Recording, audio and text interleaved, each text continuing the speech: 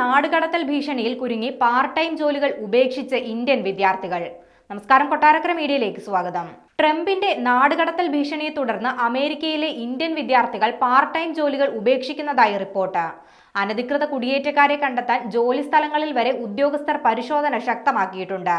വിദ്യാർത്ഥികളുടെ തിരിച്ചറിയൽ രേഖയും ജോലിയുമായി ബന്ധപ്പെട്ട രേഖകളും ഉദ്യോഗസ്ഥർ പരിശോധനയ്ക്ക് വിധേയമാക്കുന്നുണ്ട്. F1 വിസകളുള്ള വിദ്യാർത്ഥികൾക്ക് 20 മണിക്കൂർ മാത്രമേ ജോലി ചെയ്യാൻ അനുവാദമുള്ളൂ. എന്നാൽ അധിക പണം ലഭിക്കുന്നതിന് വേണ്ടി ചില വിദ്യാർത്ഥികൾ കൂടുതൽ സമയം ജോലിക്ക് വേണ്ടി നീക്കിവെക്കാറുണ്ട്. പാർട്ട് ടൈം ജോലികൾക്ക് ഏർപ്പെടുത്തിയ പുതിയ നിയന്ത്രണങ്ങൾ വലിയൊരു വിഭാഗത്തെയും ബാധിച്ചിട്ടുണ്ട്. നാടുകടത്തൽ ഭീഷണിയെ തുടർന്ന് പല വിദ്യാർത്ഥികളും ജോലി ഉപേക്ഷിച്ചു തുടങ്ങി. ഇത് വിദ്യാർത്ഥികളിൽ വലിയ ആശങ്കയും ഉയർത്തിയിട്ടുണ്ട്. കുറഞ്ഞ സാമ്പത്തിക ഭദ്രതയുള്ള കുടുംബങ്ങളിൽ നിന്ന് വരുന്ന വിദ്യാർത്ഥികൾക്കാണ് ഈ നീക്കം പ്രധാനമായും ക്ഷീണമുണ്ടാക്കുന്നത്. അമേരിക്കയിലെ പഠനമെന്ന സ്വപ്നത്തിനു കൂടി കർട്ടനിടുകയാണ് ട്രംപിന്റെ ഈ നാടുകടത്തൽ ഭീഷണി. നിലവിൽ 104 ഇന്ത്യക്കാരെ അമേരിക്കൻ യുദ്ധവിമാനത്തിൽ അമൃത്സറിൽ എത്തിച്ചിരുന്നു.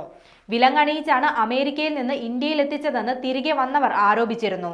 ആദ്യഘട്ടത്തിൽ മടക്കി അയക്കാനുള്ള 18,000 ഇന്ത്യക്കാരുടെ പട്ടിക അമേരിക്ക തയ്യാറാക്കിയിട്ടുണ്ട്. ഇവരെ ഘട്ടം ഘട്ടമായി ഇന്ത്യയിലേക്ക് തന്നെ നാടുകടത്തും. രേഖകളില്ലാതെ അമേരിക്കയിൽ തുടരുന്ന വിദേശ പൗരന്മാരെ കുടിയൊഴിപ്പിക്കുമെന്ന് ട്രംപ് നേരത്തെ തന്നെ പ്രഖ്യാപിച്ചിരുന്നു. ഇന്ത്യക്ക് പുറമെ ഗ്വാട്ടിമാല, പെറു, ഹോണ്ടുറാസ് എന്നീ രാജ്യങ്ങളിൽ നിന്നുള്ളവരെയാണ് നിലവിൽ നാടുകടത്തുന്നത്.